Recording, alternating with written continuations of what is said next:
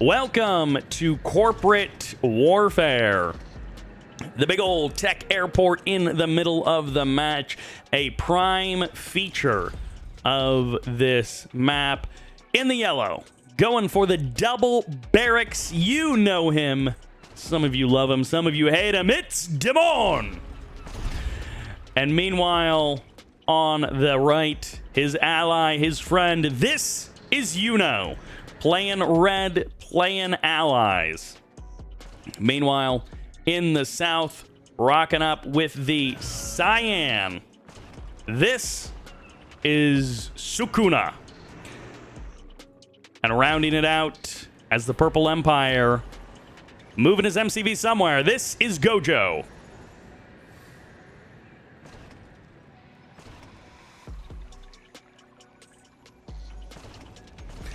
Welcome to Corporate Warfare for a 2v2. A nice, calm, normal kind of a game. And hopefully we get to see some epic Dimon action. Dimon and Yuno versus Gojo and Sukuna. Two names that I am not going to try to pronounce in their entirety because I'm bad at pronouncing names. But also two players I'm completely unfamiliar with. So Dimon, Yuno, casted lots of their games over the years. Tons and tons of Dimon, decent amount of Yuno here and there. But these other two players I am at a complete loss for. So it's very possible they are Smurfs, that they are accounts that we would recognize their main names, but we just don't happen to recognize these names here. Molotov cocktails thrown out. Peacekeepers exit the building. The double barracks opening has not allowed Dimon to secure very much in the middle of the map. It's Soviets allies versus Empire allies. But of course, one of the players is Dimon. And as we like to say sometimes, there is Dimon and there is drunk Dimon. Dimon, one of the greatest players of all time in Red Alert 3.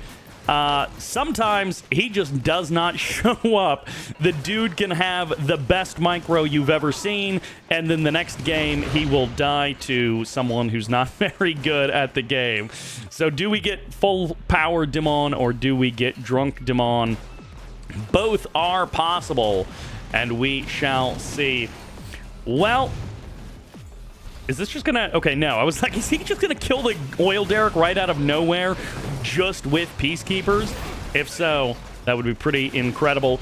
Peacekeepers getting gunned down one after the other. Dimon going for the double expansion out to the west side of the map. He's hoping to secure that little corner of the map for himself. Meanwhile, keeping up the pressure with infantry running right down the middle of the map, trying to stop anyone from securing that tech airport in the middle. Both allied players would love to control the tech airport, but because it is such a powerful structure in the game, it is very rarely in the game for very long. As soon as it gets captured, the other team makes it a top priority to knock it down.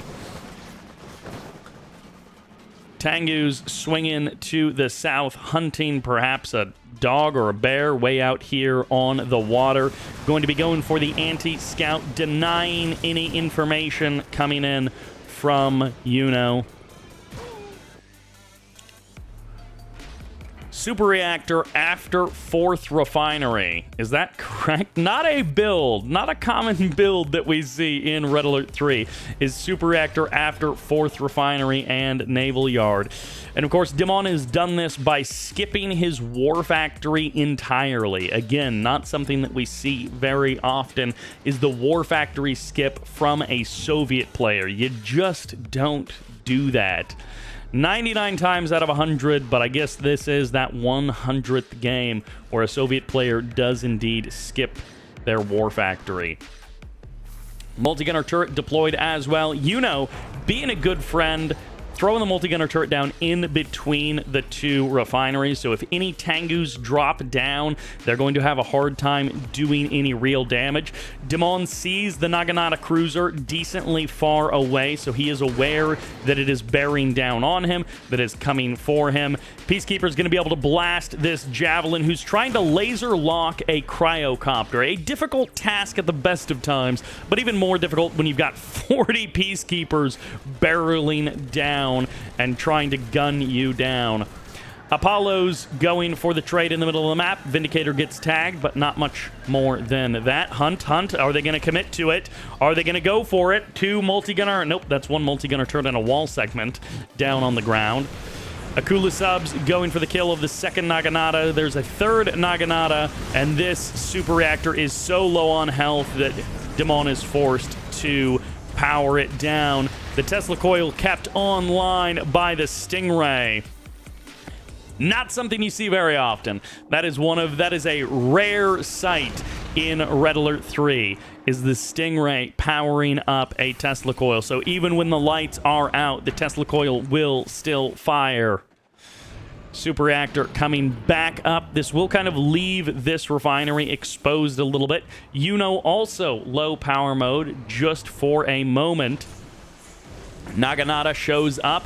Double Ultra Torpedo could bash it down pretty quick, but there's 2 Naginatas, and the Tesla coil is out of range from them. 1 set of Ultra Torpedoes hunting that Naginata, and that will be the end of that little naval skirmish.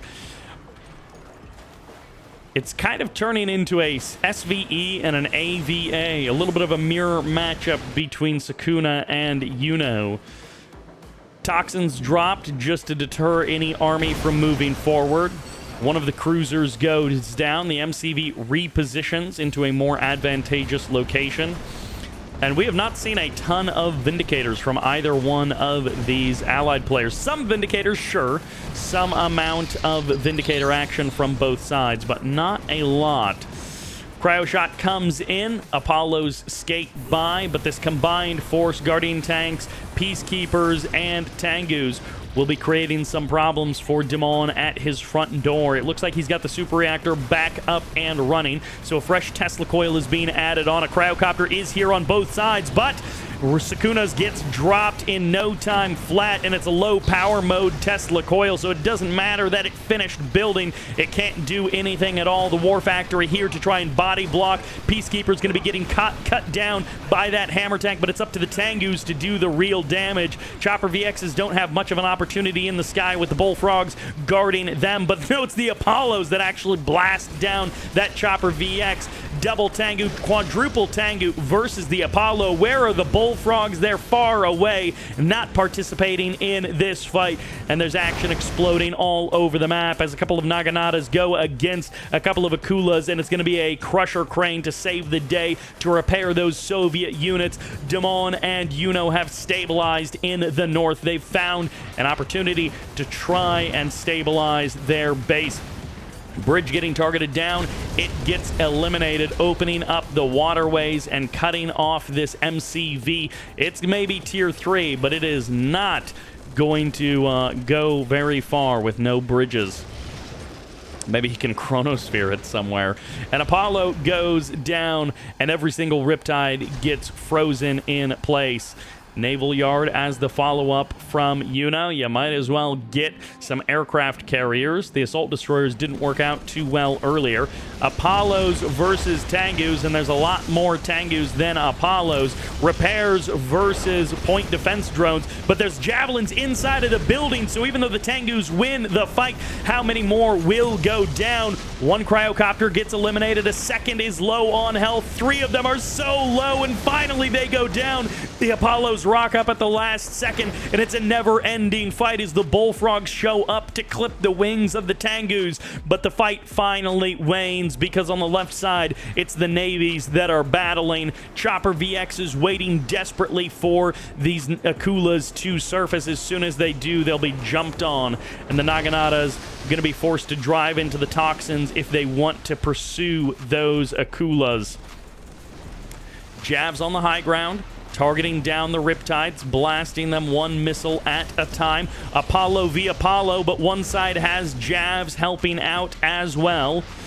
Seaport being targeted.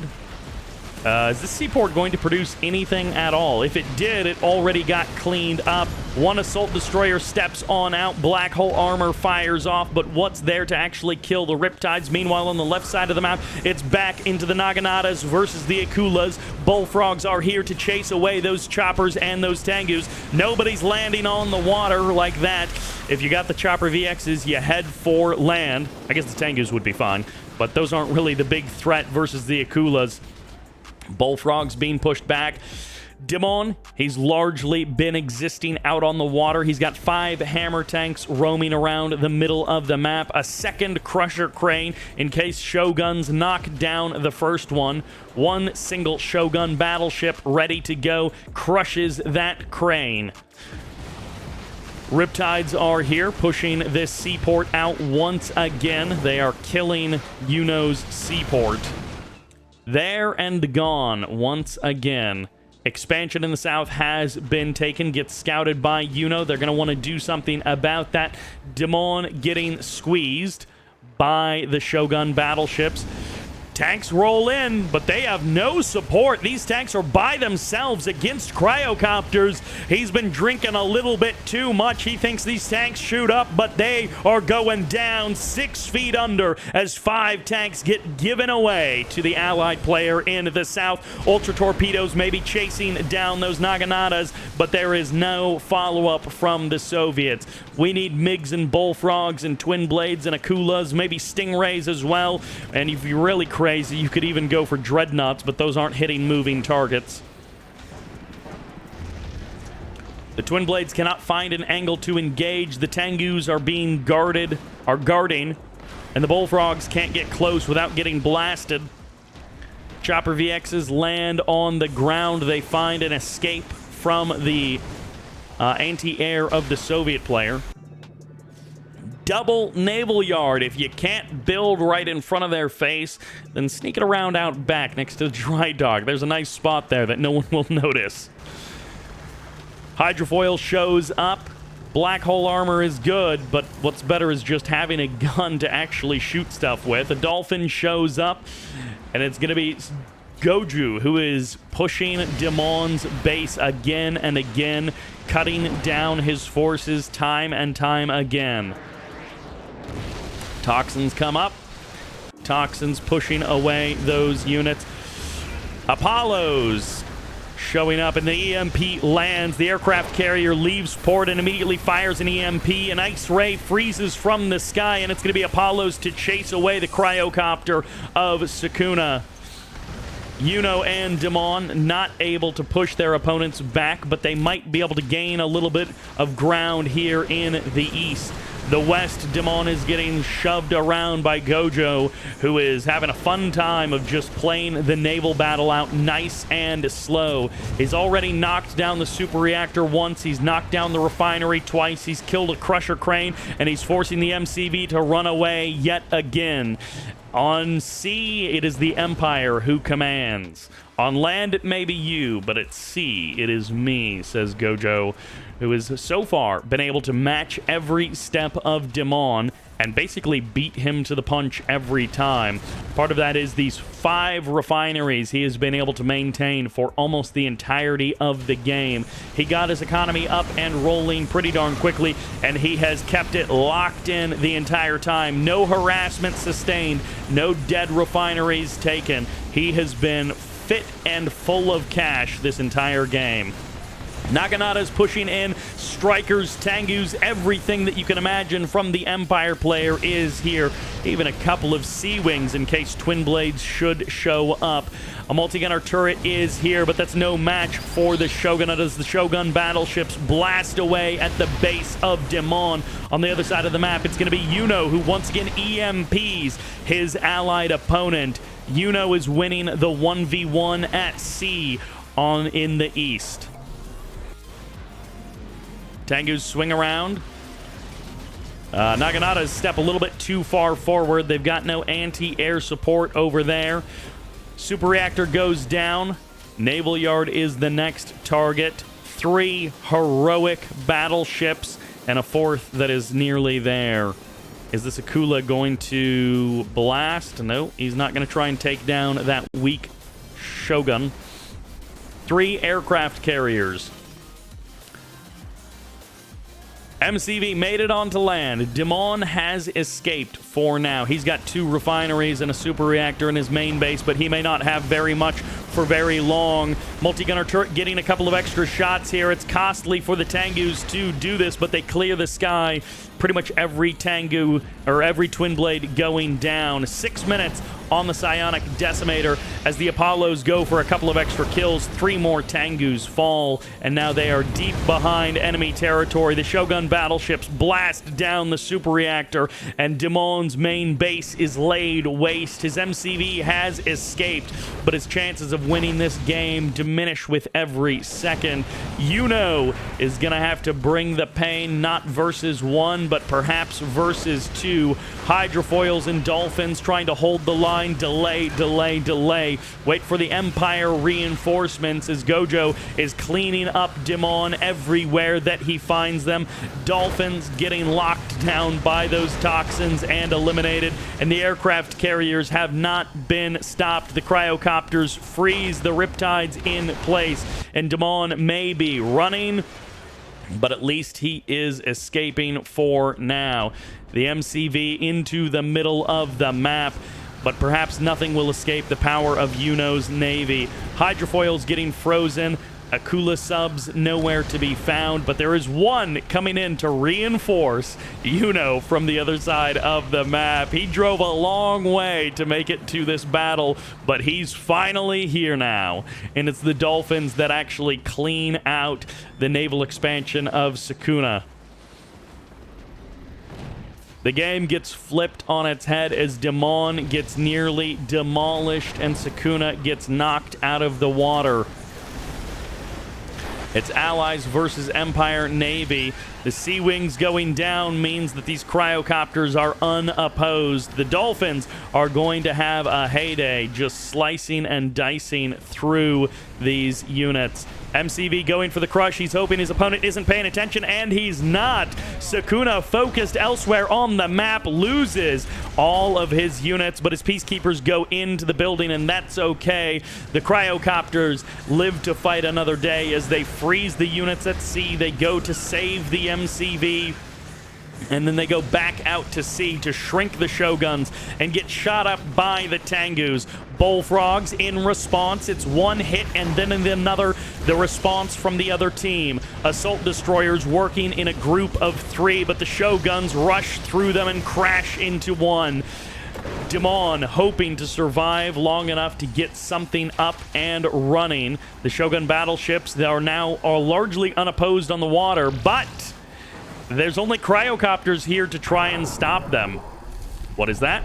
Is that a magnetic singularity? It may be small, but it's still tier 3.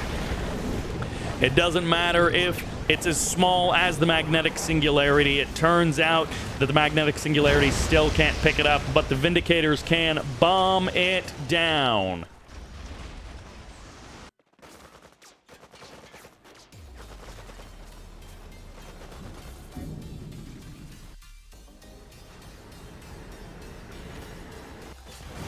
The game turning around and around as Yuno wins at sea, Gojo wins at sea, and then they clash, and the cryocopters are the ones who really win at sea.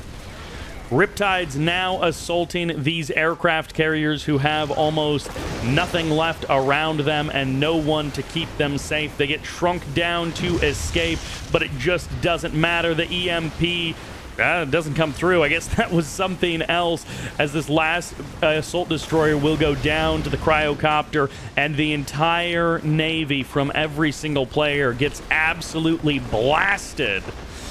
And that is that. Tengus show up. Flak cannons and bullfrogs are trying to clear the skies. Dimon decides to re-expand to his main base, a flaming MCV setting up shop back at home. Resilient as ever, trying to stay in the game and be a threat, trying to find something to do with his bullfrogs.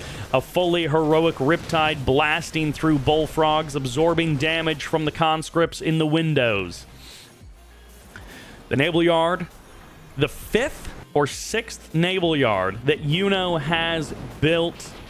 Big thanks to Korak for the Prime sub, coming in with the additional sub on the subscriber replay showcase subathon. And the main base is blasted once again. Dimon cannot catch a break in this game. The one Shogun that survived has found its place, and the MCV escapes the Emperor's Rage. Is so close to getting to the Crusher Crane. Can he heal through the damage, or will he crush for the cash back? Either way, these Tengus are not giving up. They've driven right up to the front door, and it's Chopper VXs as well. The heal isn't enough. The flak cannon isn't enough, and Dimon is out of the game. If the Crusher Crane goes down, that's the end of his life. The power plant gets eliminated. Yuno busting out the naval victory, but it looks like he'll fall to the army of the Empire. Tengus and Choppers coming together to blast Dimon and blast Yuno as well. One reactor left. I was wondering what was even keeping Dimon still in this game, and it's a single reactor on that island, and Akula sub out in the water, fully heroic and just crushing his way through every unit that he can find. Psionic Decimator is ready to go. On top of the land is where it will land.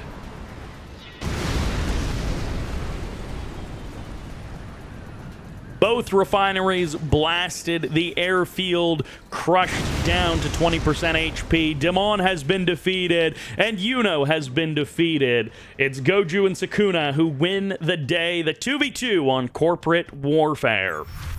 Welcome, welcome back to Magmageddon. It's not an FFA. It's not even like a 2v2v2. This is a good old-fashioned 3v3. This is as normal as they get. And we have, playing in the north, playing the orange, Empire. This is SuperPower.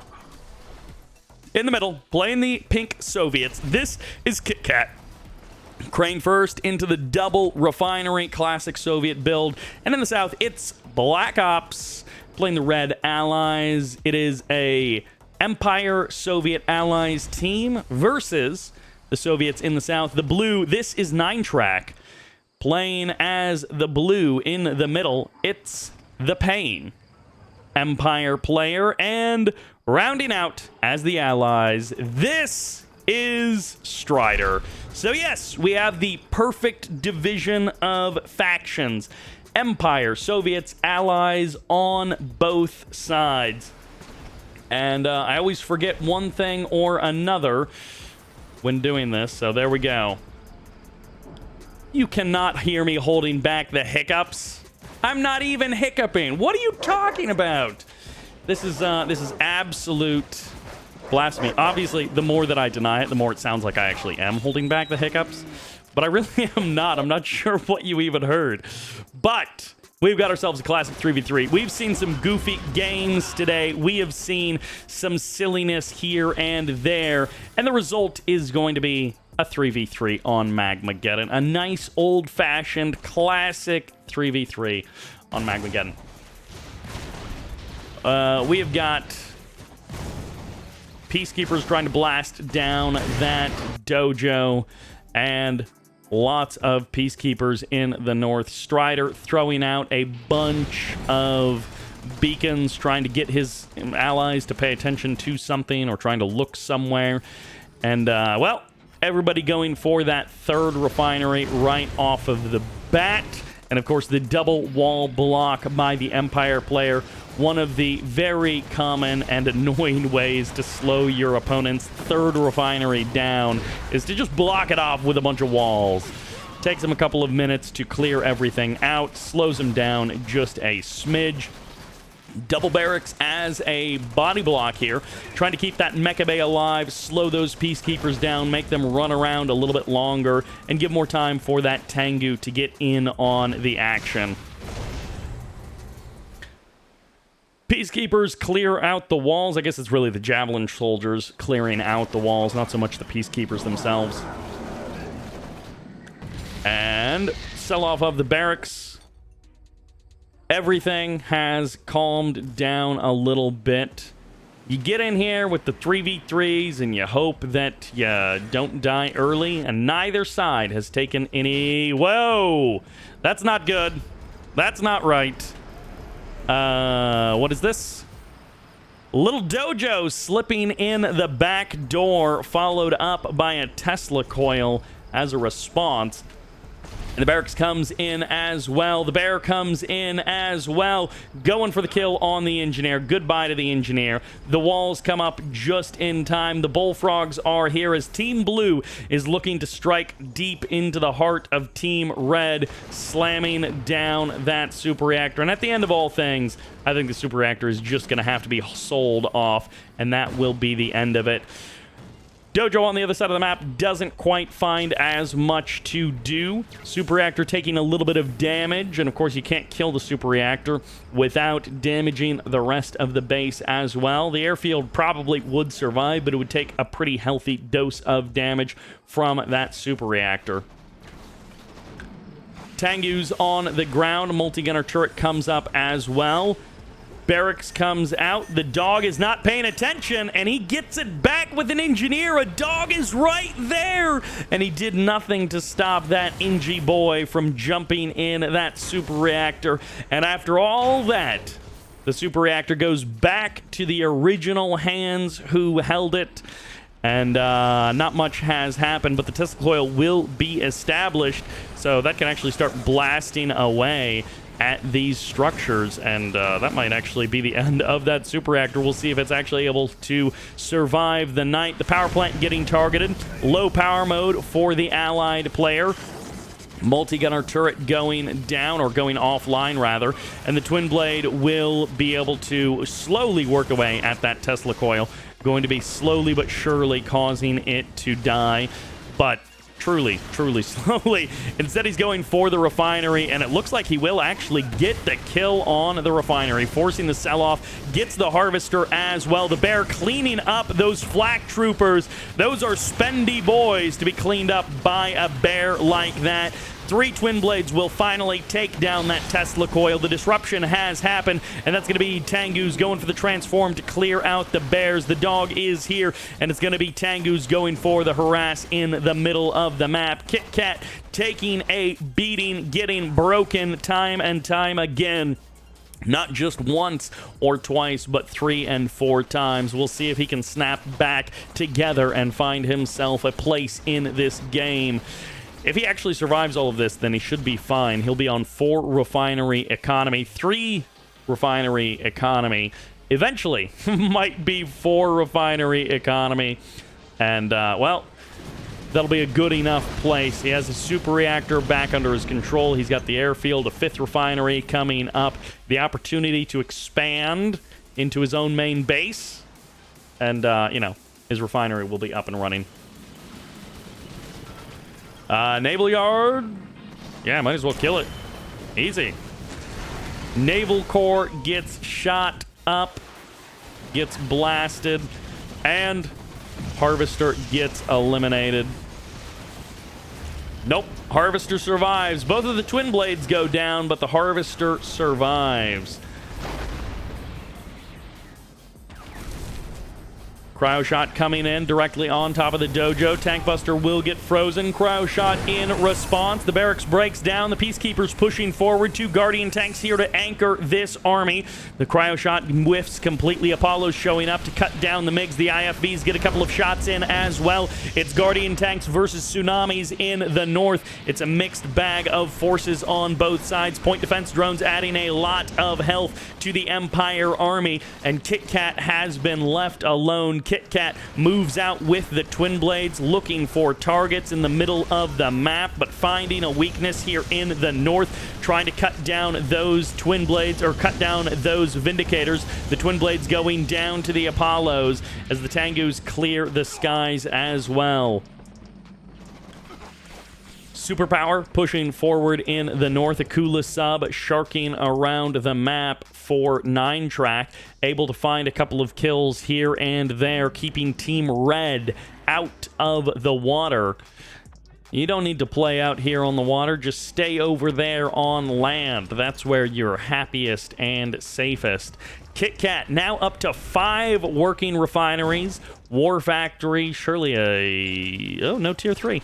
Okay, so KitKat is actually missing a somewhat crucial piece of the puzzle here with that missing tier 3. Barracks coming up. KitKat not able to finish it off as the MCV going to have to back away, drawing a 0 on that bank account. So if it's an engineer that KitKat hopes to produce, it's going to be an engineer that'll have to wait until cash is ready. Terror Drone gets the infect on that MCV, and the Crusher Crane is a long ways away. Tesla Troopers able to blast down those tank busters. But everyone on KitKat's team is trying to clear out this Terror Drone so the MCV can be free and clear to crush these units, crush these tank busters. Hammer tanks go down. Bullfrogs get eliminated. And one more kill for this hammer tank would be nice. This Tesla Trooper just absolutely ripping through these tank busters. Some of them are going down underground to survive the shot from the Tesla Trooper. Imperial Warrior could bonsai charge. And, well, the MCV has a long way to drive to get to that Crusher Crane. Meanwhile, on the south side of the map, it's Hydrofoils, but the Riptide gets the kill that counts. The refinery gets eliminated, the dojo as well, and now it's going to be the power plant, a core undone, sent to the ocean floor as BlackOps finds some critical kills out there on the water, some easy free strikes to strike against his Empire opponent. Meanwhile, SuperPower in the north. It's apparently not a good day to be an allied player because the Empire players are bringing the pain. Although it's really the Dreadnought that's doing the damage in the south. The Empire player just got his cores blasted, but the Akula subs and the Dreadnoughts are what's clearing out the water once again.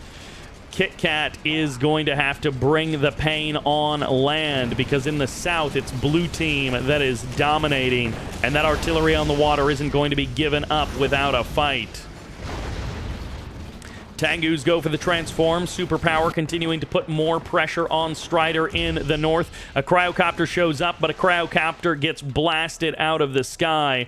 And that Dreadnought was shrunk down once, but it doesn't stay shrunk down. And now it's targeting that War Factory. This might be the end of that high-level production for BlackOps. Tesla Trooper gets the lockdown. The magnetic harpoon doesn't do anything when the APOC tank is locked down. The Terror Drone's freezing it in place. Meanwhile, back in the north, SuperPower has found the weakness that is Stryderr, who has now been defeated. 9-track and the Pain have to bring a 2v3 to be able to finish this game out with a victory. KitKat gets the kill eventually versus the APOC tank. Doesn't leech it down for the kill to steal the weapon, unfortunately, for KitKat. Would be nice to have that additional little, the additional gun on one of those hammer tanks. The Dreadnought still wailing away at this base. Refinery gone, War Factory gone, and now the power plants are getting blasted as well. The Dreadnought fully heroic, firing furious rockets at these buildings. There is no end to the damage that a Dreadnought can do versus stationary targets. You can't really hit anything if it moves, but buildings move very little.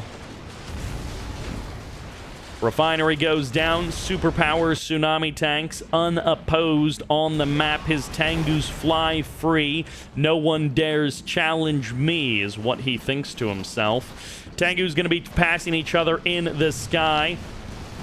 The Pain is looking for some way to defend his base. It's going to be hammer tanks and tsunami tanks joining forces in just a moment.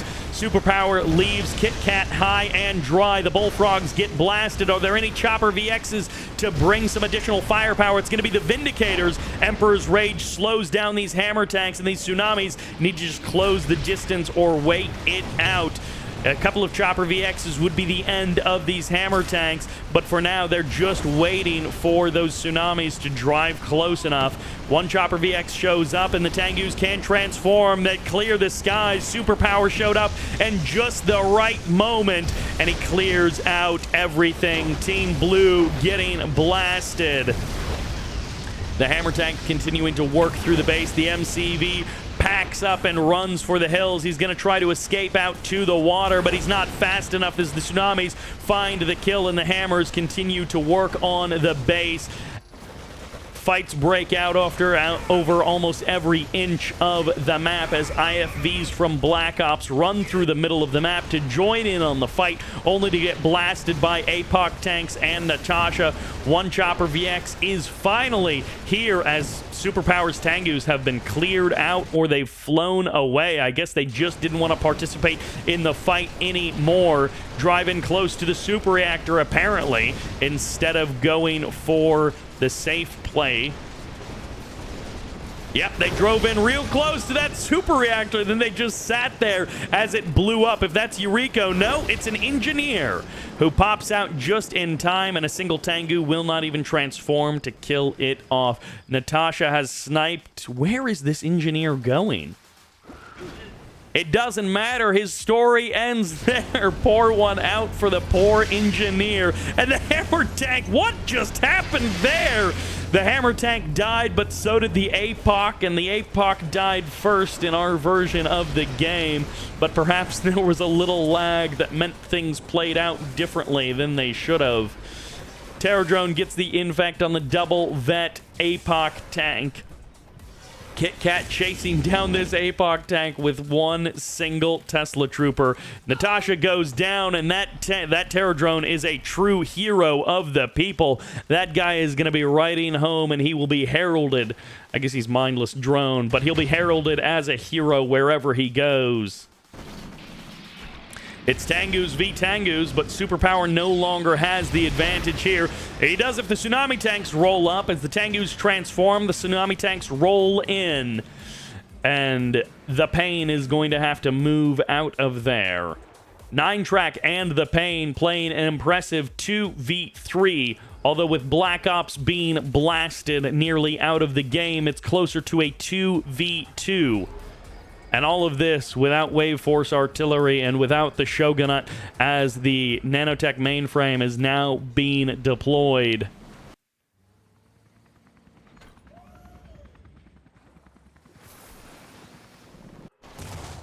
Tengus find a back door opening as the Pain finds a couple of extra power plants that SuperPower really just did not need. You look out onto the sea, and 9-Track is just being torn apart by these terror drones inside of the fully heroic Dreadnought. And unfortunately for 9-Track, he didn't bring anything by to save his units. He is trying to demolish SuperPower's base. But SuperPower is also trying to establish himself elsewhere on the map to buy a little bit more time. If the Dreadnoughts could close the distance with the War Factory, that could be a major shutdown. Crushing that War Factory would slow down SuperPower's production considerably. Dreadnought uses its last few shots on that wall. The War Factory still stands tall.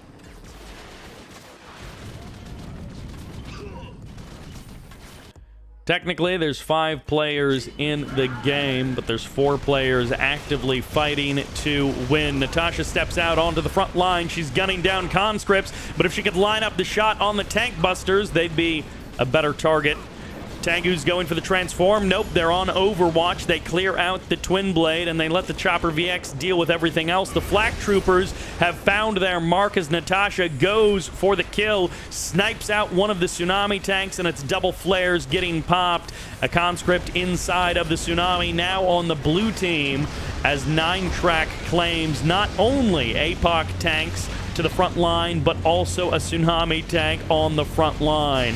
A hero Tsunami gets blasted by the magnetic harpoon, and the tank busters of SuperPower are holding the line, slowing the Soviet advance as much as they can. Flak Troopers, the answer to the Chopper VX. No bullfrogs here, says the Soviet player. Just these guys that I found in the gulag. Tengu's transform on top of the refinery, and KitKat has set up another base. Main base blasted, empty, and waiting, but instead KitKat goes north and finds an empty refinery that he can take. 9-track holding this game together for Team Blue. The Pain and Stryderr have both been evicted from their homes.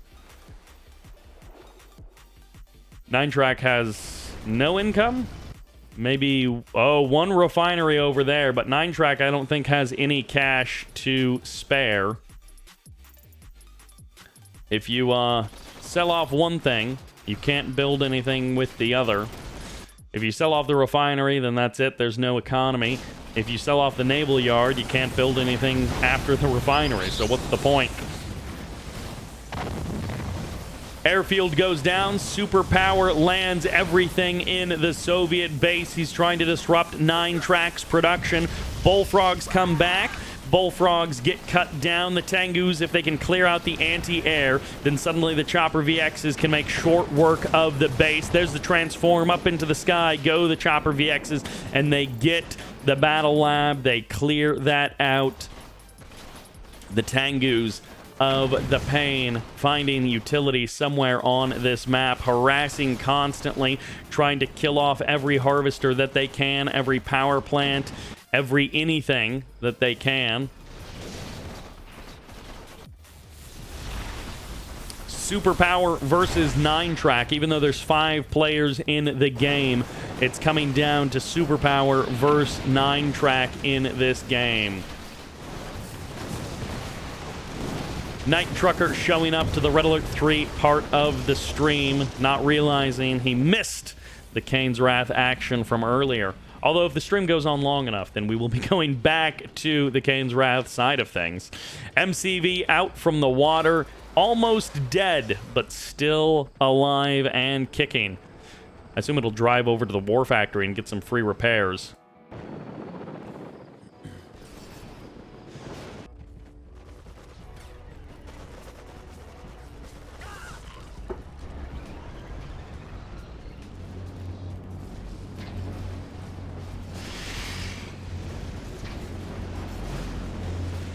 Apox versus Hammers versus Tsunamis versus Tank Busters, and the Apoc goes down. The Conscript gets eliminated, but it's going to take them forever to kill that Tesla.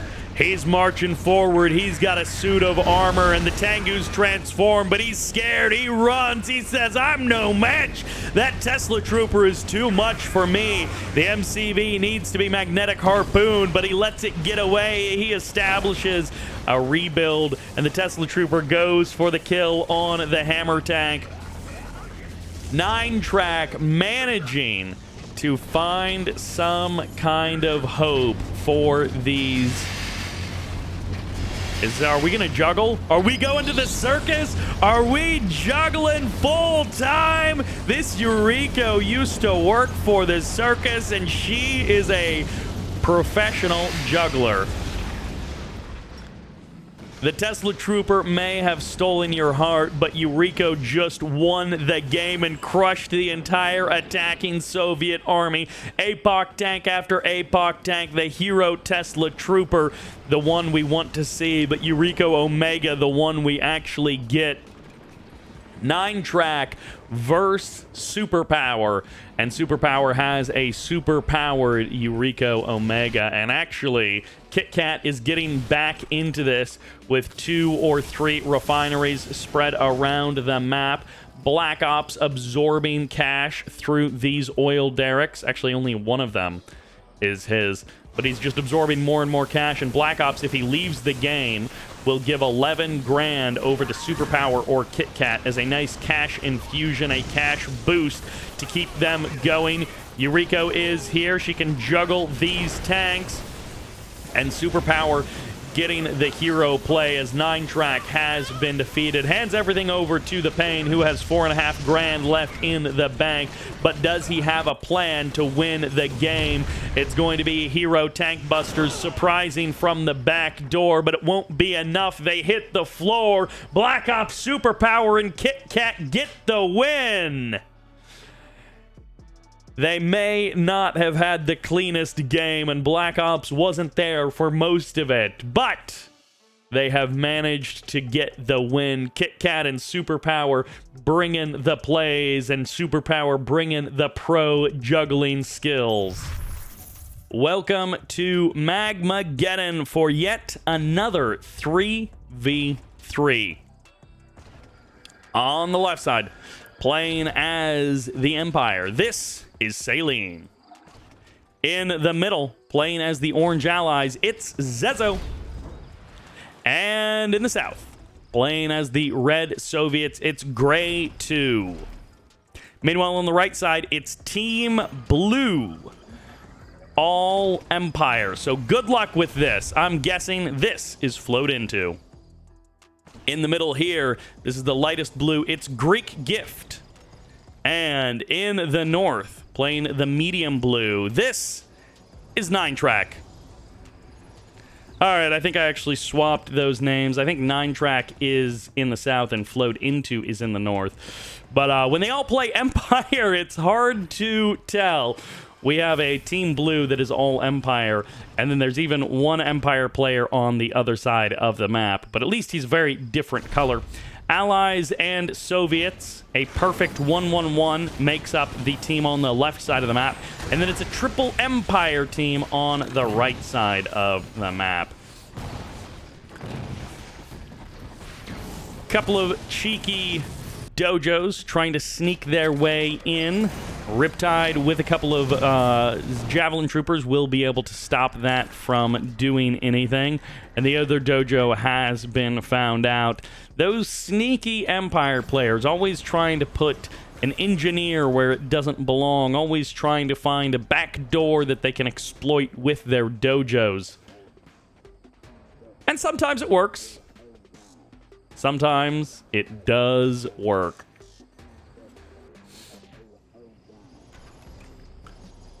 Other than that, Empire players, blue side, grabbing an extra oil derrick, 2 extra oil derricks even, as they're claiming a couple of the oil derricks from the red side of the map, so they'll get a little bit of additional income into their pockets, and the Stingrays are going to have none of it. Grey, too, says, I don't care about the oil derricks. I want them to die. And instead of just capturing it for himself, he just ends it. He's like, I'm not fooling around with any kind of oil derricks. You will have these games where they go on for 30 or 40 minutes and 1 or 2 of the oil derricks will survive that late into the game. And if you're a player who has that, it's so nice to have that extra little tick of income no matter what, no matter how many harvesters you lose or how many refineries you have to rebuild, you've always got that little tick of income.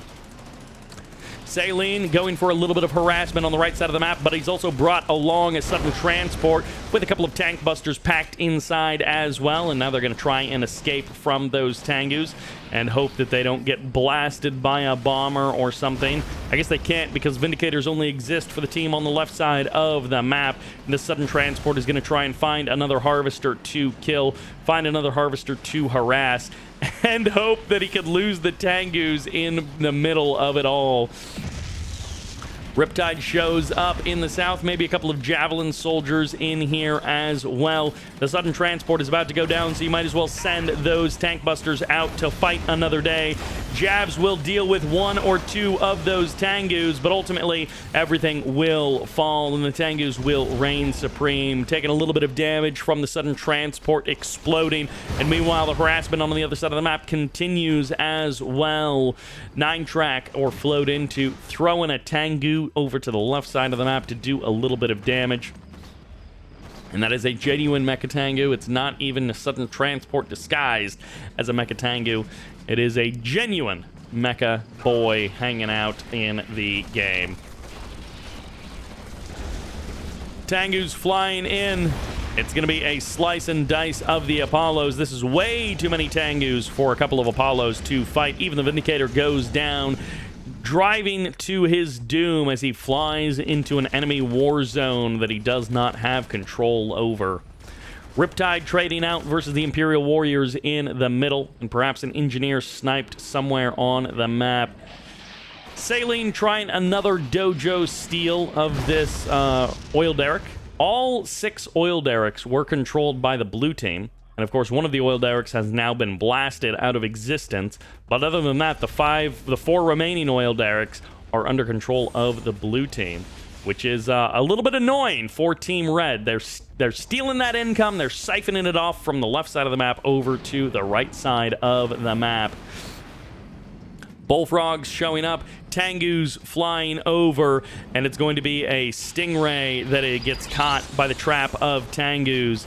Point defense drone's going to be making sure that the Stingray doesn't really do any damage. Imperial Warriors finally cut down by that Riptide, and Tengu's in the north from, I guess, FlodeinTo get absolutely blasted out of the sky.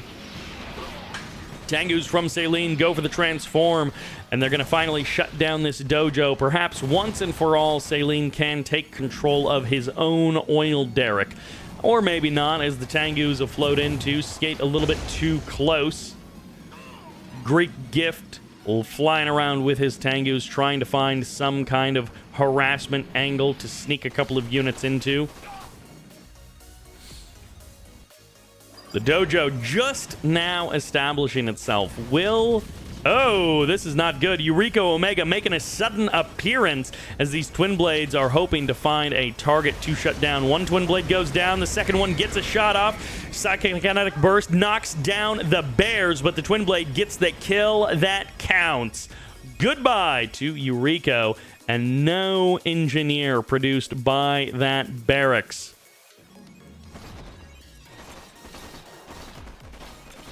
Refinery out on the water. Tengu's targeting it down.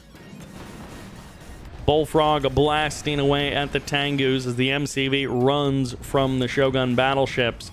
Gray, too, is hoping that he doesn't have to fight out on the waters because he doesn't have anything to match a Shogun.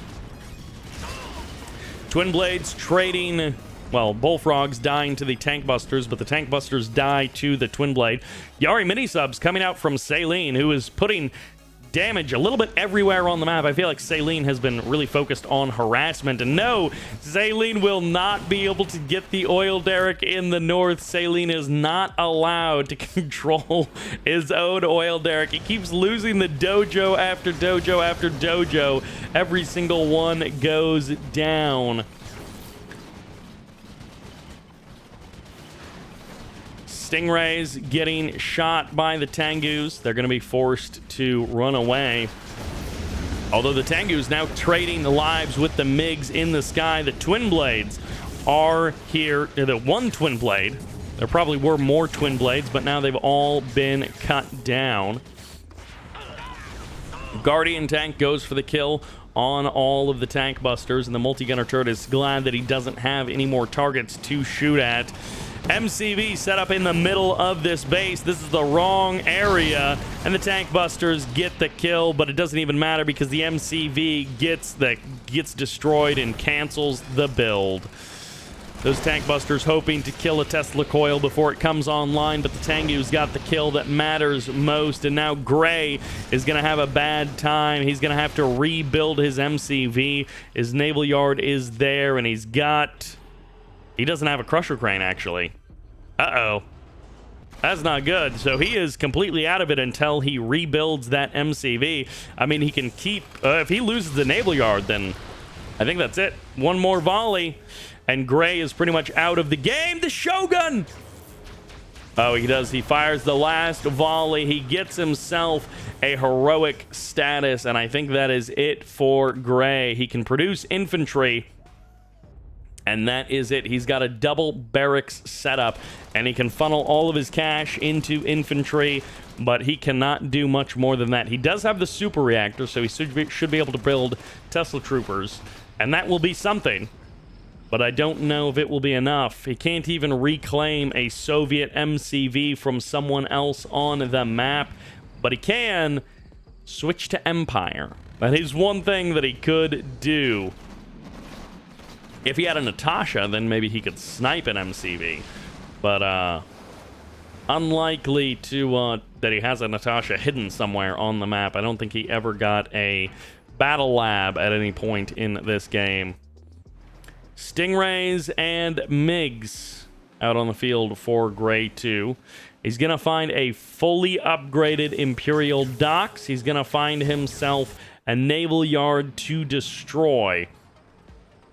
Zezo, on the other hand, I feel like we haven't checked in with him very much. Overcharge, but used on all four at the same time, so only the first two really have any kind of an effect on the Tengus. And unfortunately, that means the other two don't have an opportunity to finish off the Tengus with their own overcharge. Naval Yard does go down, so at least Gray 2 was able to accomplish that. It's Apollos and Tengus versus just a massive cloud of Tengus, and this is too many Tengus to dance with. FlodeinTo clears out Saline and Zezo's air forces and makes this airspace his to own. Zezo moves forward in the north with a lot of infantry because flak troopers are one of the few things that Gray can build. Peacekeepers and javelins brought along as well. Tank busters versus javelins and flak troopers. Now that is a battle for the ages. Saline manages to reclaim the oil derrick, but perhaps not for long as it's immediately set upon by FlodeinTo. Korak heading off to put his kid to bed. Good night, Korak. See you later, man, and thanks for tuning in. Thanks for the subs on the channel as well. As Yuriko goes back to juggling school, pulling down a MiG onto the ground, crashing it into the ground. Wifebird's going to go for some ice cream after the kids go to bed. That's fair.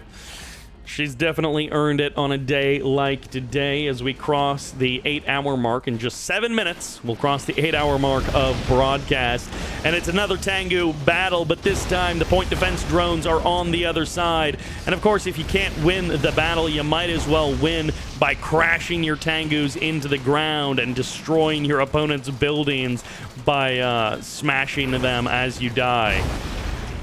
A little of this and a little of that. We all do what we can as it's Emperor's Rage and an Athena cannon getting set upon. A Cryoblast will be the response from Zezo, the only player with cryo technology at his disposal. But everything goes down, so the frozen units stay frozen for now. A Mirage tank shows up. One tank buster hoping to shut this down. The rest of the tank busters come unfrozen, and now that they're no longer stuck to the ground, they're going to be able to escape. Yuriko going to Juggling School. She's at the circus as well. Can she juggle him perfectly? 4 Tengus in the sky. And no, it's not enough. The bear almost gets her into the sudden transport she goes, and that is it. It's Juggling School, but she failed. She skipped the class and falls to the Tengus. I thought we were going to see another Juggling Masterclass from Yuriko, but it is not meant to be. Tsunami tanks roll in. FlodeinTo clears out Saline's base. They've been fighting in the north. They've been trying to decide who gets the oil derrick. And as it turns out, when Saline gets the oil derrick, he loses the game. So you got to choose which one you want. Do you want to stay in the game or do you want to own the oil derrick? The mistakes have been made, and now you must pay the ultimate price. Back on the middle of the map, it's going to be GreekGift who's getting laid into by these Soviet units. FlodeinTo may have destroyed Saline's base, but Saline still has 6 Tengus on the other side of the map, tearing apart GreekGift's main base. It's a trade of bases, perhaps. The MCV going to be going down. Saline now almost out of the game. Is Saline about to lose his last structure? I think that might be the last structure on the map for this Empire player, which would mean these Tengus also go down. Multi-gunner turret gets deployed just in time, but it's not going to be enough to stop the onslaught. Meanwhile, on the right side of the map, the MCV is on the run. Saline has been defeated. He hands over his units. He leaves the game voluntarily and gives his Tengus to Gray. His cash as well, whatever he had in the bank, whatever he hadn't spent, goes over to Gray and joins up with his forces. He's got Tengus now helping out his flak troopers in perfect unity. They're working together to tear apart the base of GreekGift, who has long since run for the hills and hoped for greener pastures somewhere else. Tengus transform. They get the surround of the Athena cannon. Flak troopers trying to cut them down, defend the Athena at all costs, but it's just not enough. The Aegis shield gets popped, but they're inside the radius, and it looks like the MCV has escaped for now. The Tengus can go out on the water, but the flak troopers cannot. It's a Tengu v Tengu fight. Gray is happy to sacrifice the units of Saline in this fight. Tengus, are they going to body block? Are they going to kill? Are they going to go for it? Apollo v Tengu, but the Tengus have the numbers. FlodeinTo finds the angle on the engagement, which is just to attack move, because when you've got those kind of numbers, it doesn't matter what angle you find. No super weapons anywhere in the game, crossing the 15-16 minute mark, and no super weapons have made their appearance. Everyone is too focused on the fast and furious fighting between the teams. Emperor's Rage fires off, and these Tengus may move slowly, but they're going to shred these buildings so much more quickly. Airfield goes down. Refinery is going to force the Tengus to back off. It's got a Mirage tank behind it, and it's a lot of walls being sold off.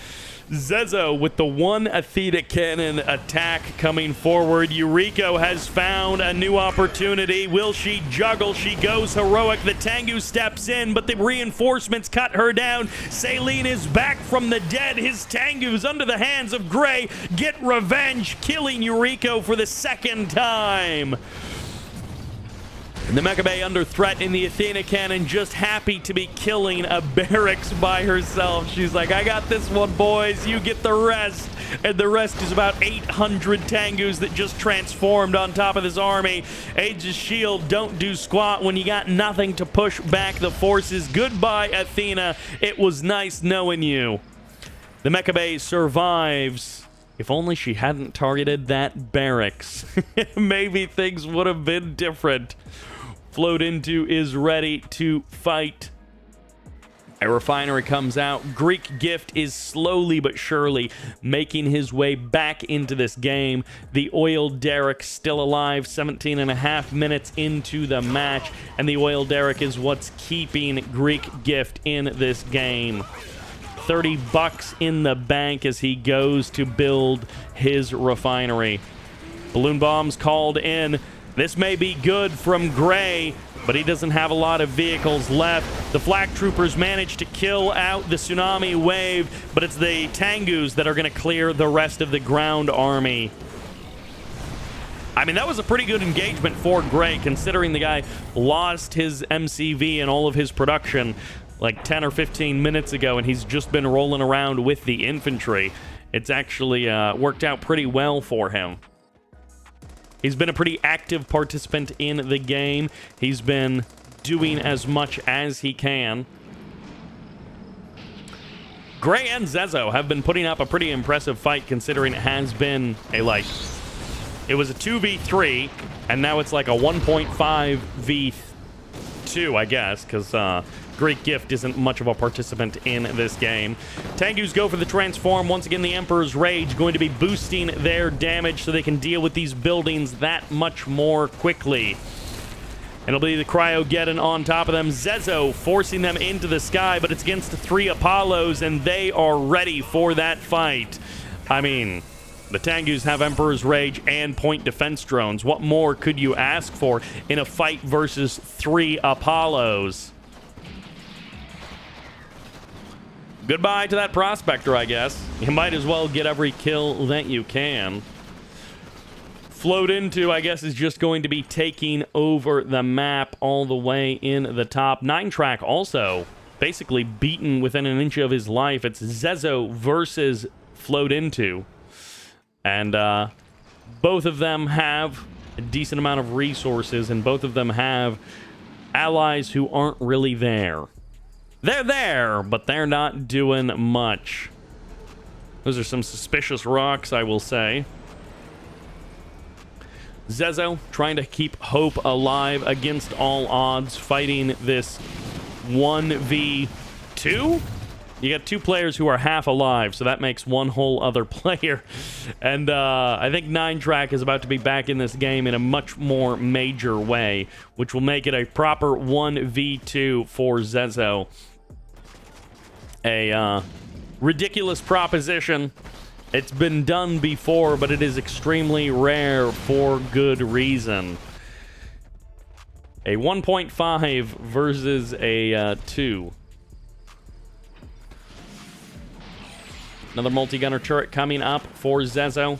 Trying to keep these refineries online so Gray can have some amount of cash to play with.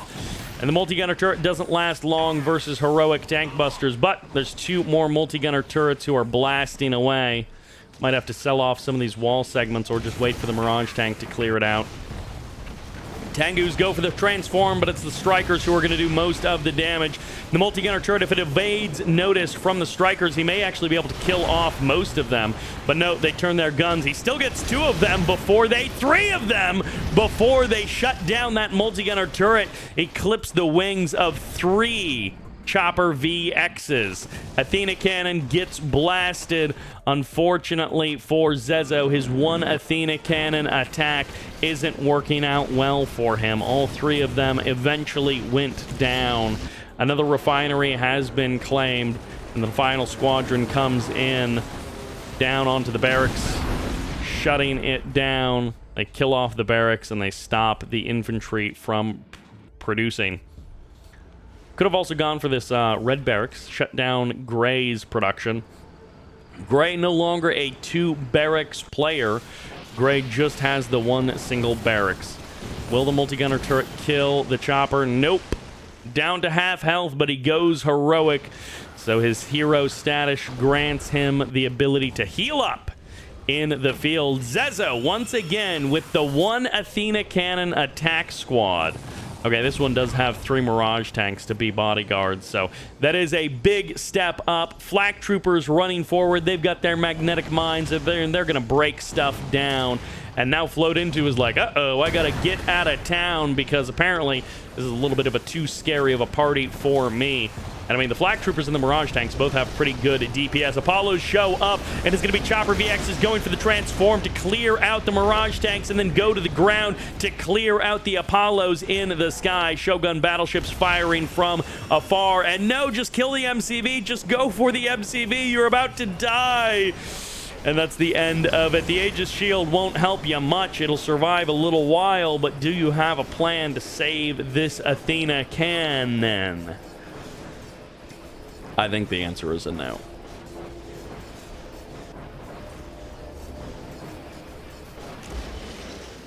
Wah, wah. Single vet Chopper VX. Neither player able to get a clear and decisive victory. Gray eventually will be knocked out of this game, but for now, he's still in it. An oil derrick and an ore refinery still under his control. 1 barracks of production, a super reactor, and a reactor. He is ready to go. No support or no super weapons available to anyone so far. Tankbuster surprise is surprising indeed. Peacekeeper gets shut down, and the Prospector is going to be going for the kill. The power plant gets sold off, and the Tankbuster is forced underground by the Prospector's crush. Mass magnetic mine How do you stop that? They're actually just going to be going for their regular guns. They will be able to kill at least one Tengu.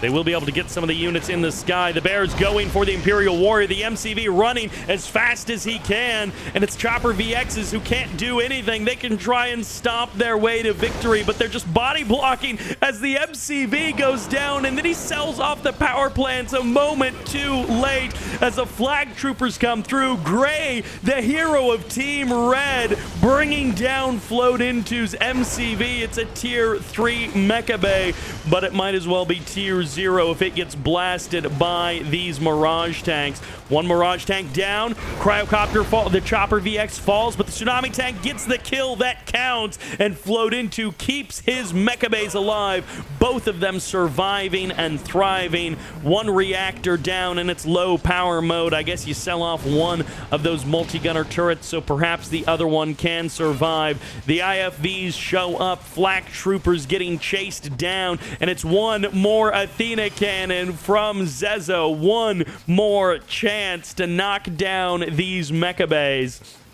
It's a scrappy fight late in the game, 25 minutes in, and it's 4 units on one side, 5 on the other. Hardly anything is there as the Chrono Shift leaves these units out of our reality and sends them to another. The Aegis Shield gets popped, but guess what, baby? I got treads. They rush down those flak troopers, and the Imperial Warriors, unopposed by the Bears, will cut down the flaks one after the other. It's double vet, and it's heroic for these Imperial Warriors, chasing an Athena cannon, actually doing quite a bit of damage as well, but they can't be stopped. So it's the fire sale of the buildings. It's the force of the Athena cannon to run away. She'll get one last shot, but she won't get the kill. The precision bomber can't find the damage. It's up to the IFVs to find the last bits of damage, and that will be enough. The Tengu doesn't do enough damage. The Imperial Warriors don't do enough damage. Team Red, against all odds, find the strength deep within them, but can they actually finish it out? Because Team Blue has been running for the water. It's their home sake. It's where they belong. They're colored like it, and it's where they will thrive. Out to the water goes FlodeinTo, GreekGift, and 9-Track as they abandon the land that has been taken over by Team Red. The sea is ours. Conyard sets back up. The barracks safe for now. Tengu blasting away at that power plant. I guess just sell it off and hope the multi-gunner turret can get an angle on this Tengu, which now escapes death by just an inch.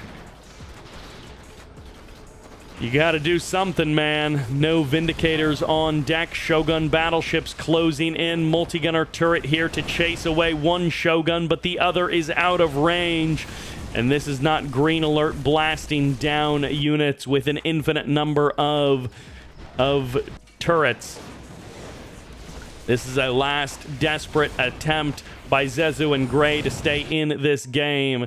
They have fought valiantly, but it's out to the water where the real battle will be won. Eventually, Gray leaves the game as well. The barracks handed over to the allied player, and Zezo says it's time to call it quits. Okay, no, he just sells off a couple of structures. I'm not sure what his hope of the comeback is. He can't get out to sea, and that's where everything for Team Blue is. All 3 players have abandoned the land and are hoping that the seas will be their victory, and indeed it will.